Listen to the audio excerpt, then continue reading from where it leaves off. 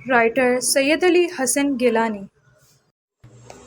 چھوٹی بیبی، آپ کے چھوٹے میاں ناصر حیات اور وقار صاحب آپ سب کے مبارک قدم ہیں، کیونکہ میں نے اب جا کر چیک کیا ہے، گیس آ چکی ہے، لیکن اس بار آپ نے بوس کی شادی کروا کر ہی چھوڑنا ہے، کیونکہ یہ ہمیشہ کنی کترا جاتے ہیں۔ اس طرح صاحب کی شادی ہوگی تو مجھ غریب کا بھی کچھ کام بنے گا۔ سلیمان نے کچن سے نکل کر سریا اور وقار حیات کی طرف دیکھ کر کہا تو دونوں کے چہروں پر مسکراہٹ رنگ گئی۔ عمران، تمہاری بہن بھی تو میری بیوی ہے، اور عرصہ 3 سال سے ہماری زندگی بہت اچھی گزر رہی ہے۔ سریا میرا اور میری فیملی کا بہت خیال رکھتی ہے، اور تم لڑکی ذات کو ٹیڑھی ہڈی کہہ رہے ہو، یہ تو غلط بات ہے۔ وقار حیات نے عمران کی بات سن کر اس کی طرف دیکھ کر کہا، بھائی جان، تو کیا میں آپ کی نظر میں ٹیڑھی ہڈی ہوں؟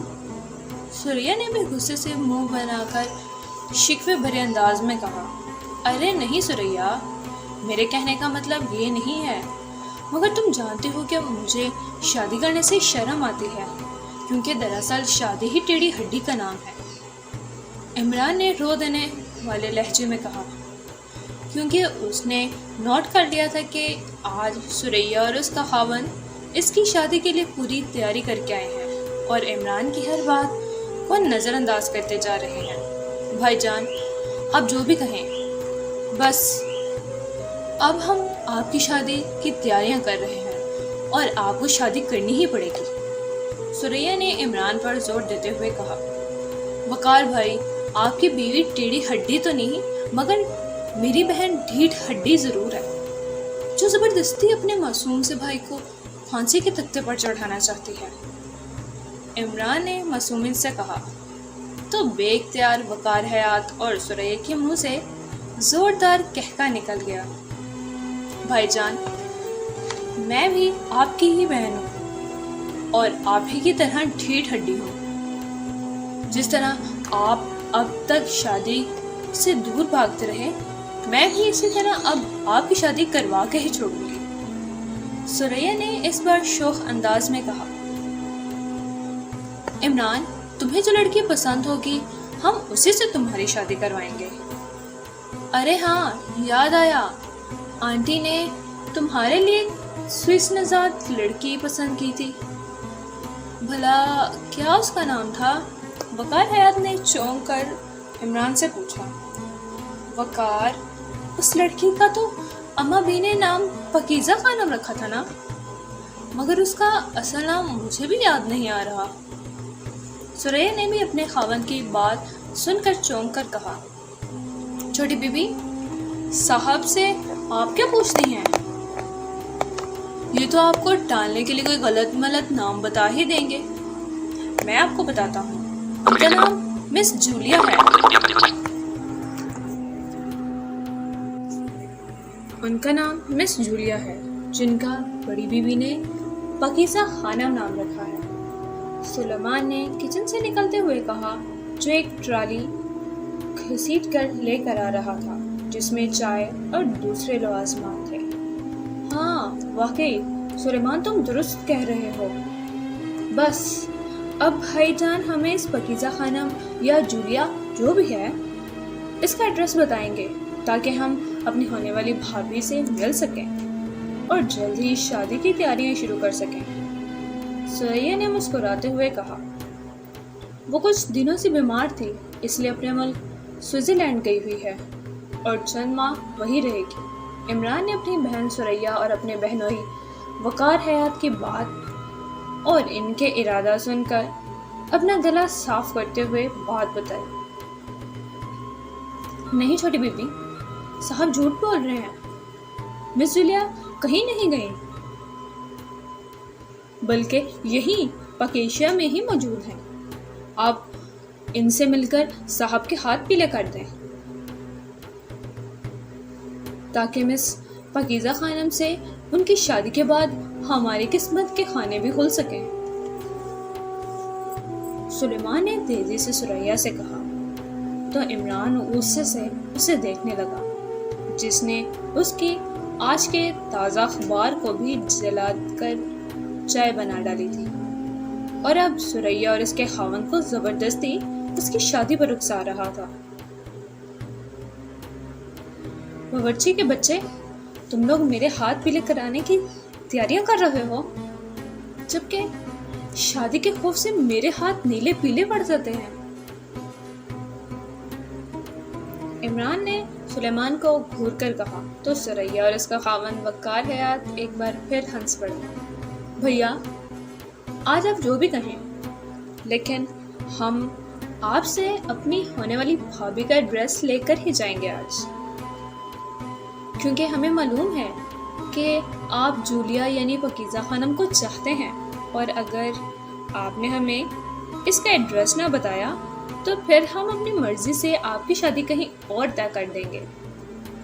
سریا نے سب کے لیے چائے بناتے ہوئے اپنی بات پر زور دیتے ہوئے کہا، دراصل آج کل جولیا تعلیم حاصل کر رہی ہے، اور جیسے ہی اس کی تعلیم پوری ہوگی میں اپنا گھر خود ہی سنوار لوں گا اور آپ لوگوں کو زحمت ہی نہیں دوں گا۔ عمران نے اپنے خاص احمقانہ انداز میں کہا، واہ واہ، ایسے ہی اپنا گھر سنوار لیں گے؟ بہنوں کو اپنے بھائی کی شادی کا اتنا امان ہوتا ہے، اور آپ اپنی فیملی کے بغیر ہی شادی کر لیں گے؟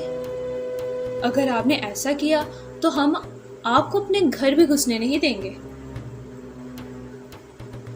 سریا نے عمران کی بات سن کر منہ بنا کر کہا، ہاں عمران، یہ تو کوئی بات نہ ہوئی، تمہاری بہن کو تمہاری شادی کی اتنی فکر ہے اور تم نے بے تکا سے جواب دے دیا۔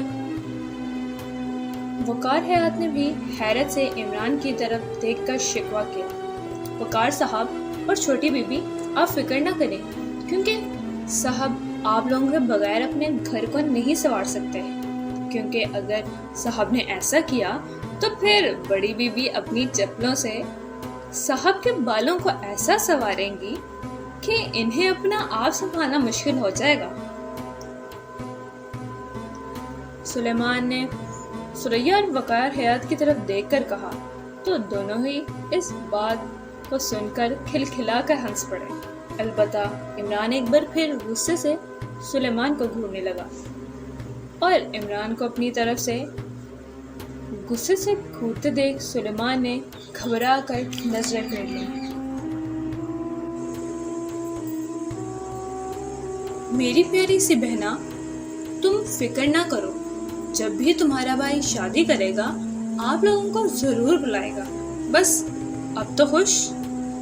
عمران نے کسی بچے کی طرح سریا کو چمکاتے ہوئے کہا، ہرگز نہیں بھائی جان، آپ نے ہمیں آج ہی اور اسی وقت پاکیزہ خانم کا ایڈریس دینا ہے تاکہ ہم اس سے مل سکیں اور جلد ہی آپ کی شادی کا بندوبست کر سکیں، کیونکہ اماں بھی مجھے کہہ رہی تھی کہ انہیں آپ کی شادی کی بہت فکر ہے۔ سریا کی نے نفی میں سر ہلاتے ہوئے کہا تو وقار حیات نے بھی سر ہلا دیا۔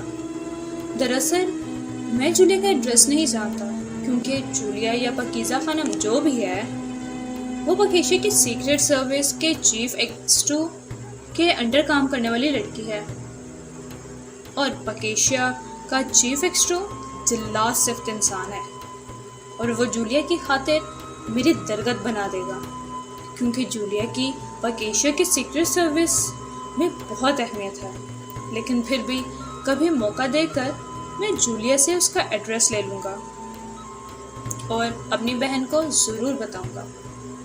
عمران نے نئی بات بناتے ہوئے کہا تو سلیمان کے چہرے پر مسکراہٹ رینگ گئی، لیکن یہاں وہ سریا اور اس کے خاوند کو نہیں بتا سکتا تھا کہ عمران جس جلاسف ایکسٹرو کا ذکر کر رہا ہے وہ کوئی اور ہستی نہیں بلکہ عمران خود ہی ہے، اور پھر اس کے اندر کام کرنے والی ڈمی ایکسٹرو طاہر اور سلیمان خود بھی ہیں، اس لیے اس نے صرف مسکرانے پر ہی اتفاق کیا۔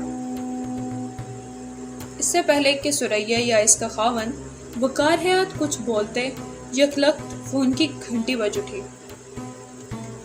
عمران نے فون کے CLI پر دیکھا تو چونک گیا، کیونکہ فون کی کال گریٹ لینڈ سے آ رہی تھی۔ قاہرہ کی گنجان آبادی کی تنگ گلیوں میں ایک گلی میں ایک چھوٹا سا مکان تھا، اور یہ مکان تو چھوٹا سا تھا، لیکن یہاں ایک تہہ خانہ تھا جہاں اس وقت دھیمی سی سرخ روشنی تھی۔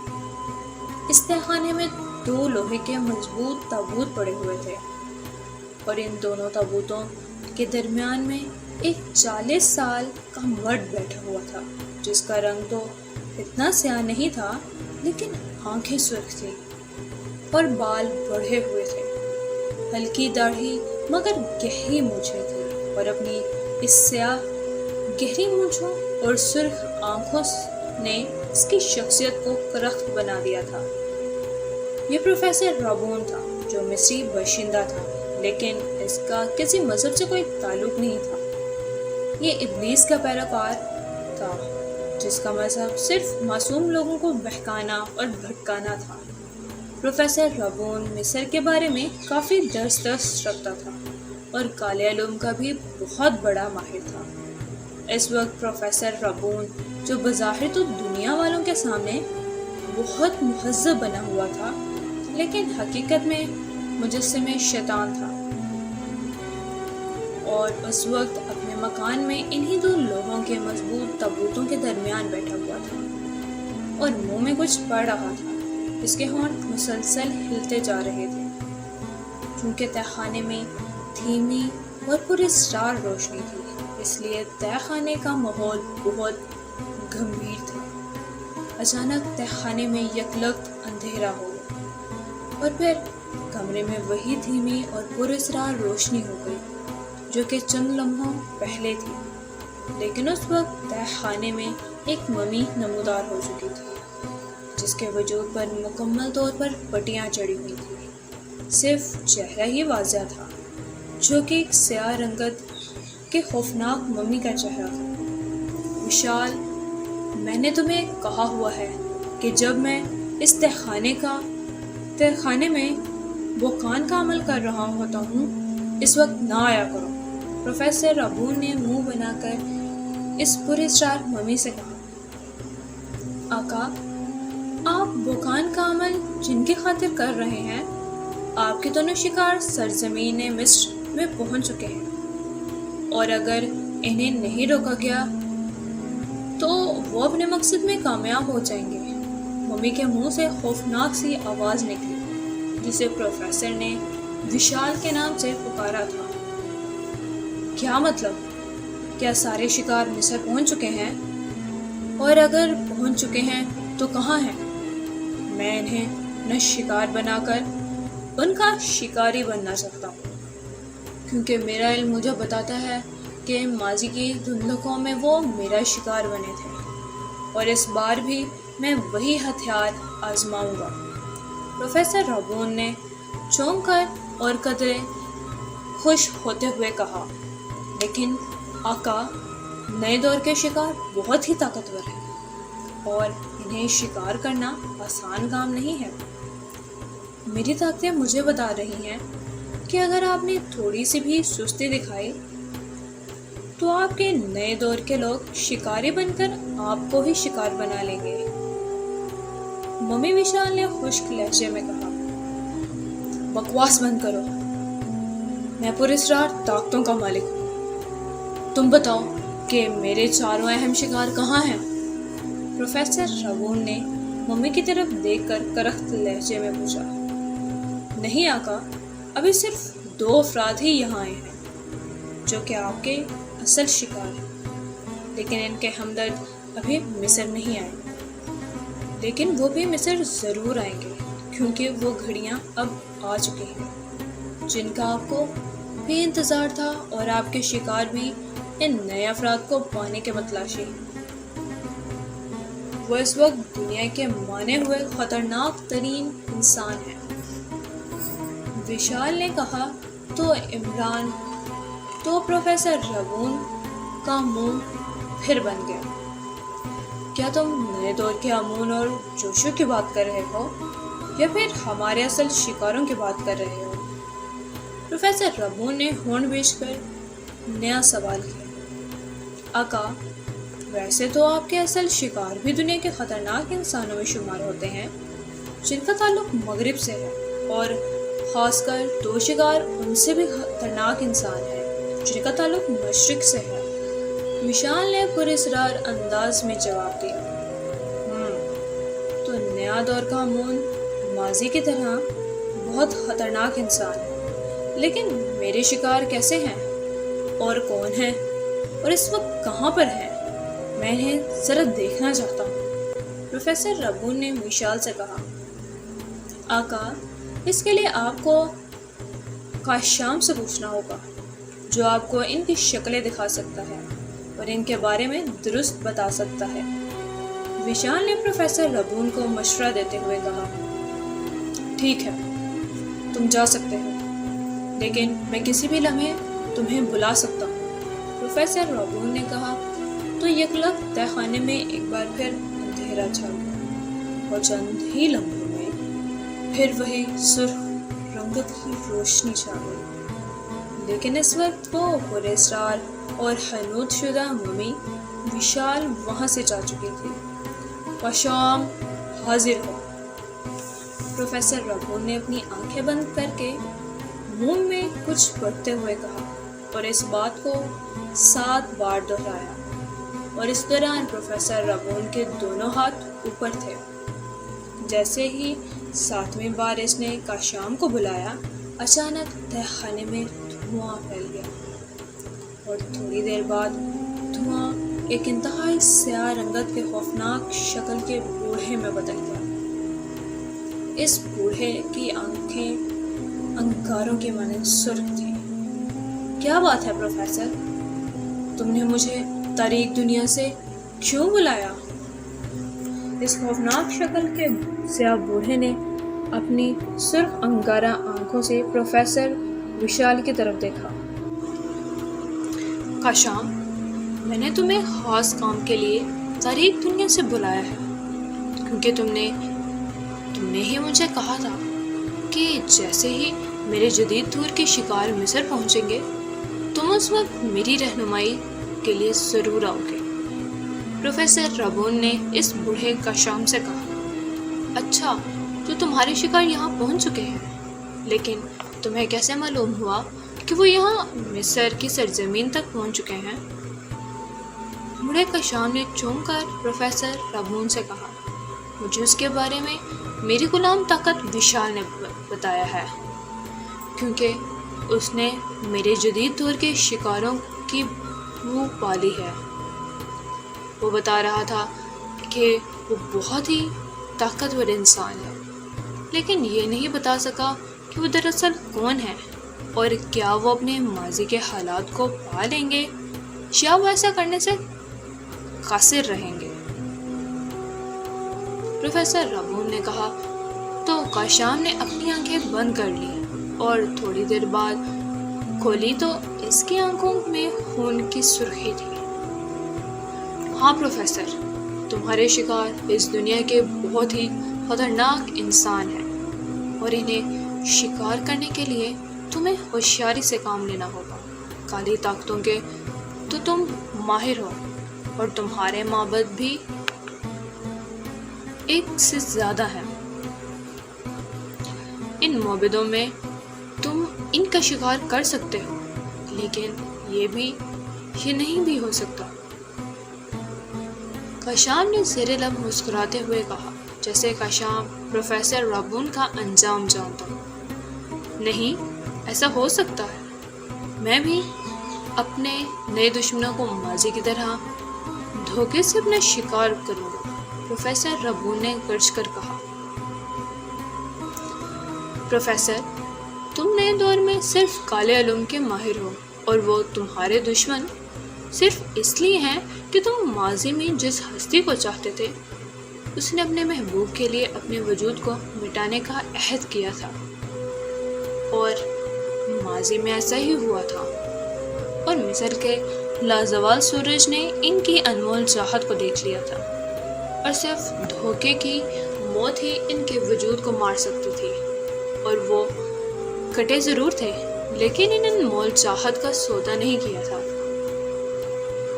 کاشان نے زیر لب مسکراتے ہوئے کہا، کاشان، میں جانتا ہوں تم کالی دنیا کی بہت ہی بڑی طاقت ہو، لیکن کیا تم جدید دور کے شکاروں سے مل چکے ہو جو ان کی حمایت میں بول رہے ہو؟ پروفیسر رابون نے منہ بنا کر کہا، ہاں پروفیسر، میں تمہارا غلام نہیں ہوں، اور ایک طاقت کالی طاقت ہونے کے بنا پر مجھے تمہارے ماضی اور تمہارے مظلوم شکاروں کی داستان بھی معلوم ہے، اور تمہیں بھی ماضی کی وہ داستان معلوم ہے جس میں تم نے دھوکے سے اس وقت کی حسین ترین شہزادی سبیرا اور اس کے خوبرو شہزادہ ناطق کو اپنا شکار بنایا تھا۔ کاشان نے مسکراتے ہوئے کہا،